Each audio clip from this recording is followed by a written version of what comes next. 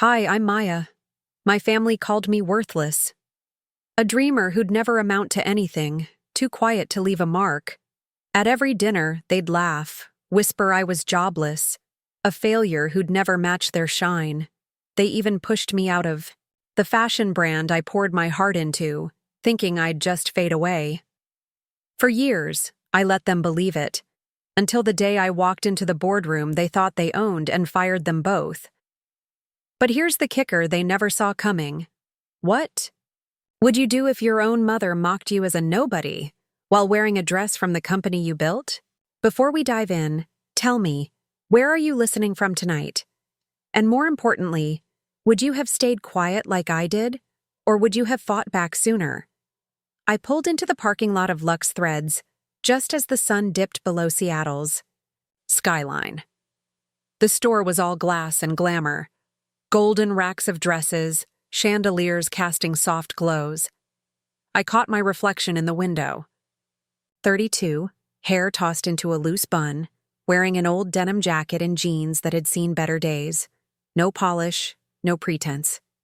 Just me, Maya, the one my family swore was lost in life, chasing dreams that'd never land. I pushed through the glass door and the air hit me, lavender mixed with new leather. The hostess gave me a quick glance, her smile barely there, and led me to a private event space in the back. "They're already here," she said, her tone flat. The table was long, covered in crisp white linen, set for a family dinner that felt more like a performance. My mom, Eleanor, sat at the head, her silver necklace glinting. My older brother, Caleb, was glued to his phone, tie half undone.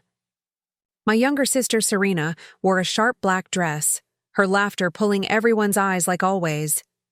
I got a few nods as I walked up. No one stood. The only seat left was at the end, shoved next to a rack of purses, where the clink of hangers would swallow my voice. I sat, the chair cold against my jeans. Then I saw the glasses. Everyone had a crystal wine glass, their initials carved in elegant script. E for Eleanor, C for Caleb, S for Serena. Mine was a paper cup, thin and flimsy, the kind you'd crumple. After one sip, I stared at it, my chest tightening. No one said a word. Not a smirk, not a look. Just silence, heavier than any insult. I forced a smile and left the cup untouched. The waiter came and I asked for sparkling water. "Still keeping it tame, Maya?" Caleb said, grinning. "Smart move." The table laughed, and it cut deeper than I'd expected. Talk turned to work, as it always did. Serena leaned in, her eyes bright. "Ascendancy Arts is dropping a new collection next month. I'm pitching the whole campaign." Mom clapped, her face glowing with pride. "That's our girl," she said. "Some of us are building legacies." Then she looked at me, her smile fading. "And some of us, well, we're still searching, right, Maya?" The word searching landed like a jab. I didn't respond. I folded the paper cup, set it aside, and sipped my water, letting it cool, the knot in my throat. Serena kept going. "Not everyone's cut out for the grind, you know. Some people are better, watching from the wings." More laughter, sharp and practiced. Even Caleb smirked, though he looked away. Mom steered the conversation elsewhere. "Caleb, how's the new condo?" And I was erased again. They thought I was jobless, scraping by on odd design gigs. They'd whispered it for months. Maya's adrift, probably living off savings. She'll never match Serena. I let them think it. Why? Because the truth was a weight they weren't ready for. I scanned the table. Crystal glasses, tailored clothes. A bill I knew would be steep. They had no idea they were dining in a store I owned. The waiter brought the check, placing it near Mom. Serena snatched it with a laugh. "I've got this, Mom. Maybe one day, Maya, you'll pick up the tab, huh?" The table burst into laughter, loud and cutting. I looked at the waiter. "No need," I said, my voice calm. "It's on the house account." Serena's smile froze. "House account? What's that mean?" I picked up the paper cup, held it for a moment, then set it down. "This store," I said, meeting their eyes. "It's mine."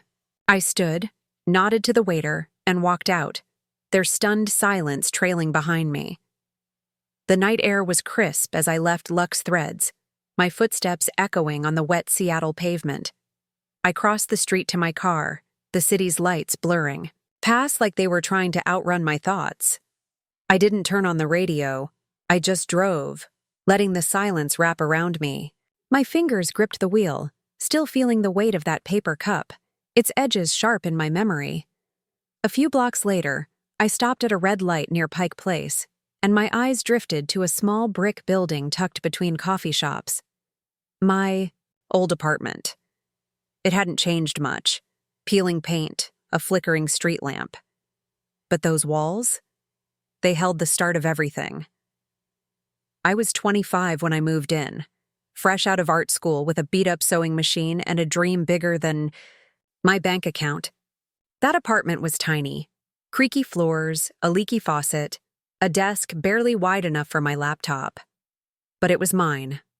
I'd spend nights sketching dresses, teaching myself Photoshop, Googling how to code a website. My vision was simple. A fashion brand that didn't just sell clothes but told stories. Pieces for people who felt unseen, like me. I called it Ascendancy Arts, a name I scribbled on a napkin one sleepless night. I told my family about it once, over Sunday brunch. I was nervous, hands shaky as I passed around my first sketches. Serena smirked, her fork hovering over her eggs. "What is this, Maya? Etsy for loners? Sounds like a hobby, not a career." Mom didn't even look up from her coffee. "You need something stable, sweetheart. Maybe retail management. You're good with details." Caleb just shrugged, like my dream was a weather report he didn't care to hear. I laughed it off, but when I got back to that apartment, I sat on the floor, sketches scattered around me, and cried until my throat burned. Then I picked up my pencil and kept drawing. Months later, I launched Ascendancy Arts online with what little savings I had. I used a pseudonym, Ellison Designs, to pitch to boutiques, knowing no one would take a 25-year-old nobody. Seriously, I worked 18-hour days, sewing samples, emailing suppliers, learning SEO from YouTube tutorials. My first big break came when a Portland retailer ordered 500 dresses. They didn't care who I was. They loved the product. I was thrilled, naive enough to share a few designs with Serena, thinking she'd be proud. Big mistake. I found out at Christmas dinner. I walked into Mom's house, arms full of cookies I'd baked, and heard her toasting Serena in the dining room. "To my daughter, for her brilliant new campaign at work," she said, glass raised. "She's turned their fashion line around." I froze. The designs she was pitching? They were mine. My patterns, my color palettes, repackaged with, or her name on the press release. Serena caught my eye across the room, gave a small smile, and said nothing. Mom clapped. Caleb high-fived her. I stood there, cookies still in my hands, feeling my face flush. No one mentioned me. Not a word, not a nod. I set the tray down and sat in the corner, invisible again. That was the moment I knew. They weren't just dismissing me. They were rewriting my story, erasing me from it. I didn't call Serena out. I didn't wave my sketches or scream about the truth. Instead, I went home, opened my laptop, and saved everything: emails, design files, timestamps with my digital signature. I promised myself, if I told this story again, it'd be on my terms, with proof. My eyes flicked back to that old apartment, building. It wasn't just a shell anymore.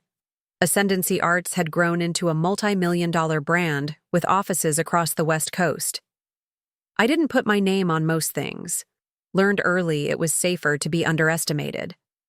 But the lease, on that first office, it had my signature. The paychecks Mom and Serena cashed every month? They came from systems I'd built. They mocked the jobless girl. never knowing she was the one keeping their world spinning.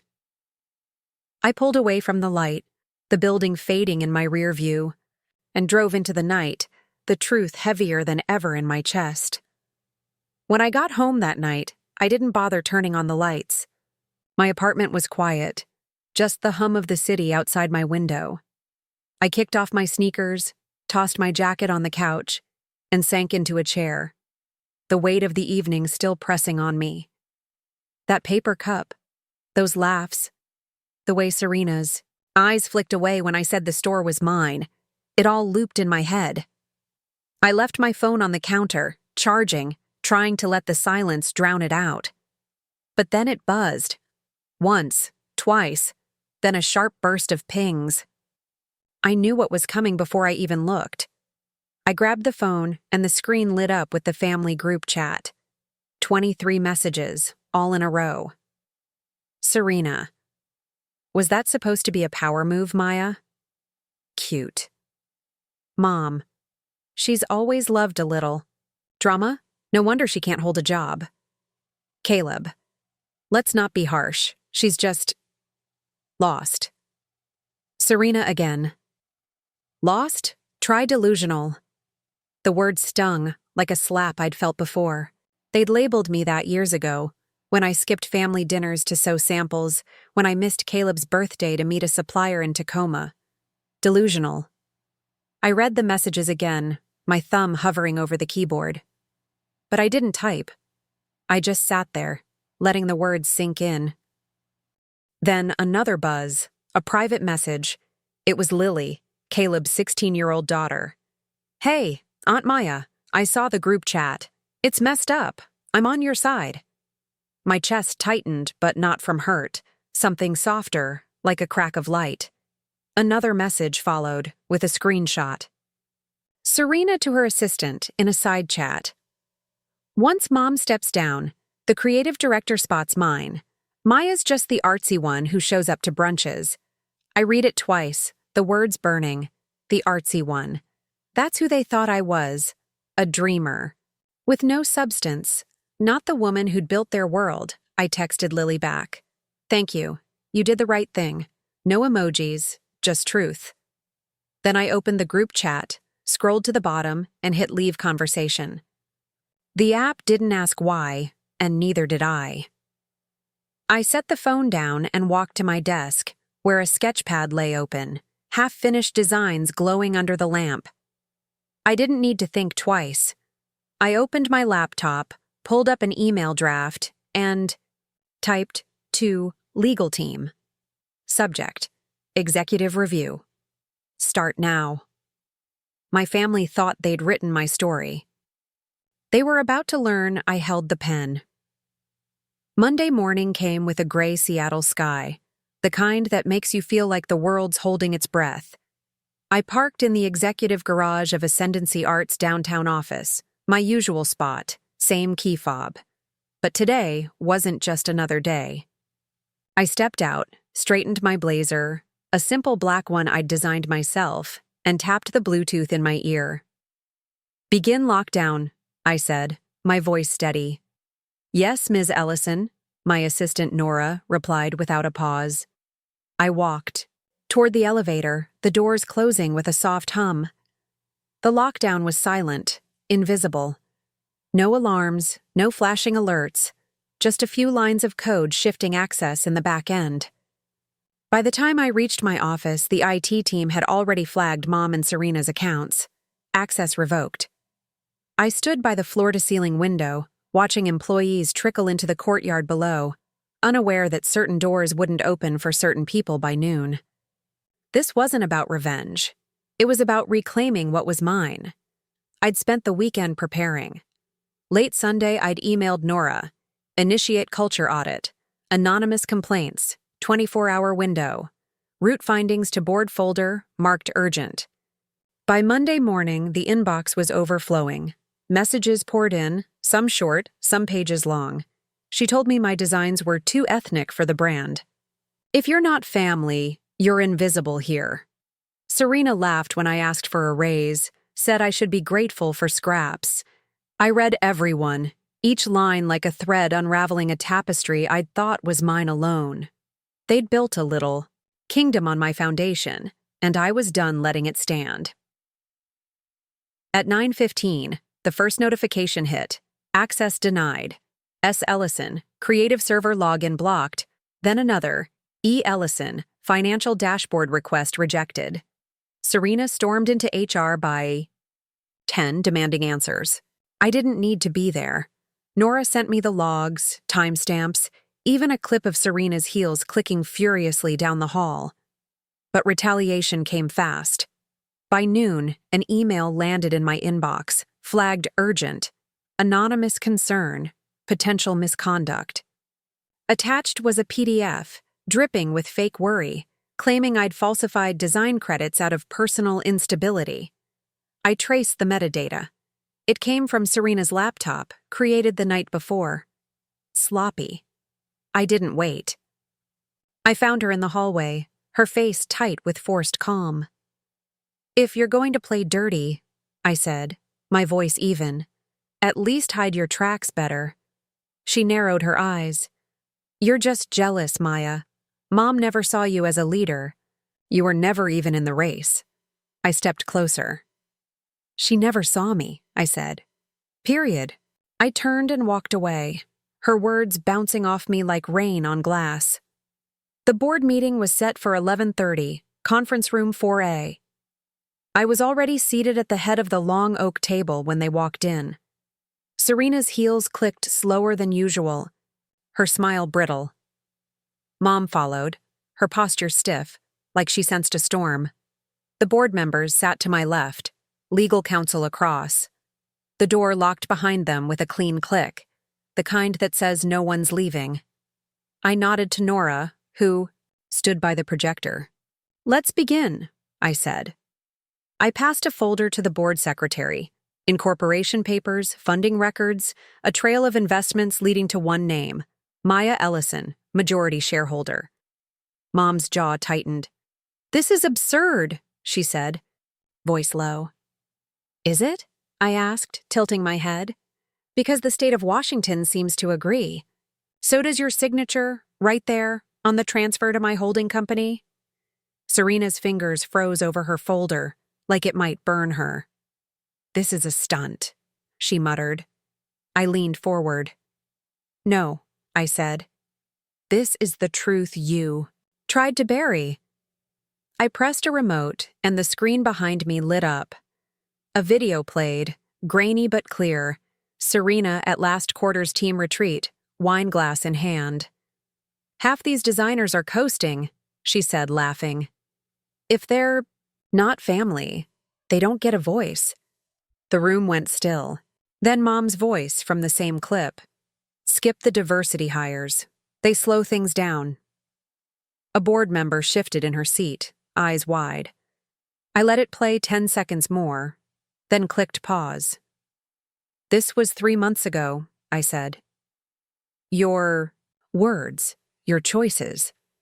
The legal advisor cleared his throat, pulling out a memo. "These statements, combined with evidence of credit suppression and nepotism, violate our ethics charter. Clause 9 requires immediate contract review."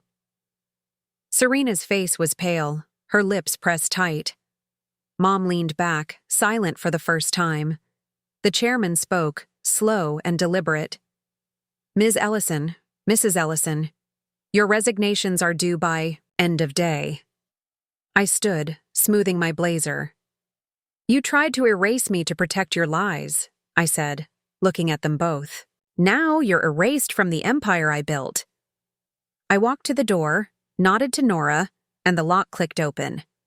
Their kingdom was mine again, and they'd never seen it coming. The boardroom's tension still clung to me as I walked back to my office.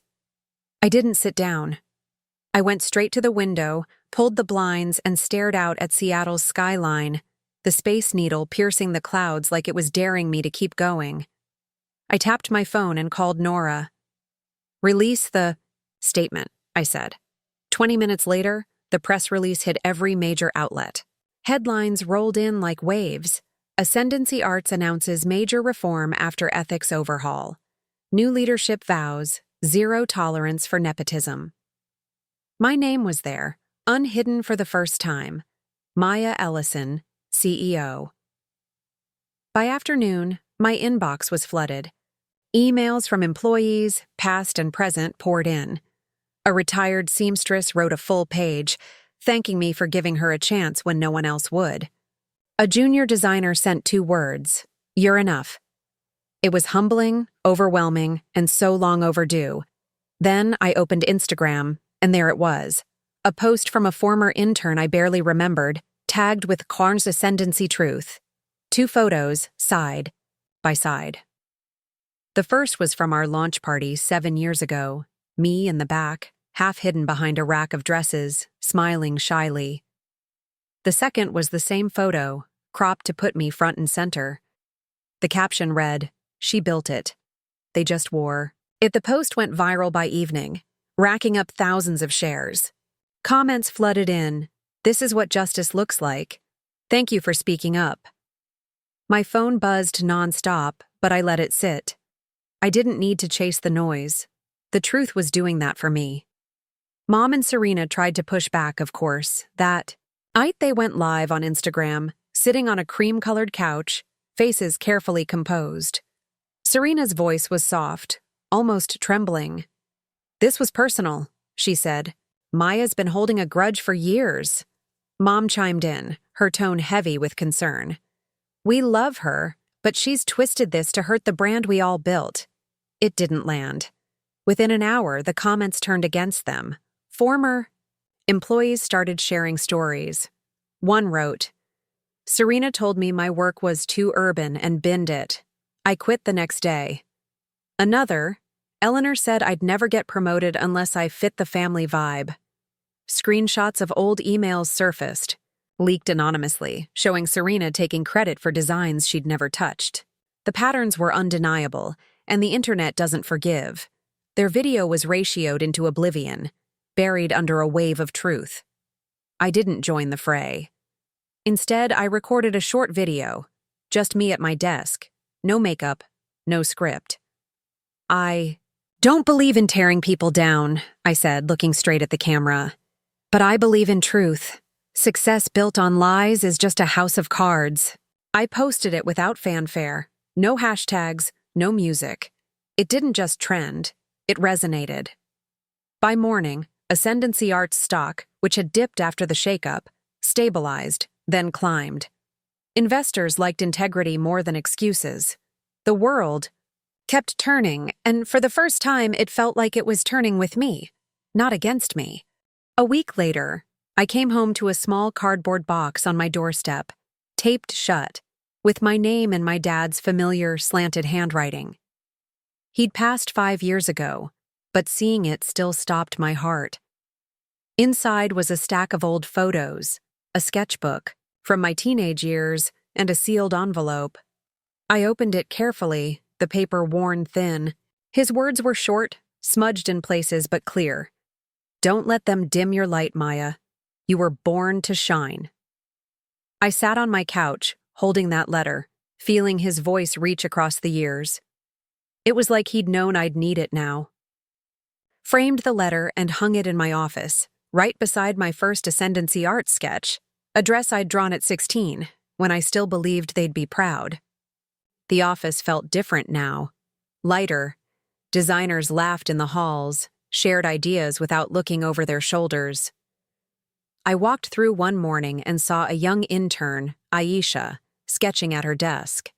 She'd asked me about fabric sourcing a month ago, her eyes bright but nervous. Now she hesitated, then admitted, "I almost quit after Serena's last critique. I thought I didn't belong." I looked at her, remembering that same ache. "Don't let anyone make you feel small," I said. "You're here because you're enough." She smiled, small but real, and went back to her sketch. That moment, it mattered more than any boardroom win. The noise around Mom and Serena faded. They didn't return to the industry. Serena's new boutique fizzled when clients saw her name tied to the scandal. Mom retired quietly, her legacy unraveling like a bad seam. They probably still blame me, but they do it from a distance, in shadows no longer mine. In my office, a new plaque gleamed, Maya Ellison, CEO. And on the glass wall by the entrance, a quote I chose, "Some of us don't shout." We create spaces where others can soar. That's the lesson I carry now. Silence isn't weakness. It's the foundation for building your own world. You don't need to scream to be heard. You just need to stand in your truth, unapologetic, and let it speak for you. If this story touched you, share it with someone who needs to know they're stronger than the voices trying to dim them. Because we all deserve to shine.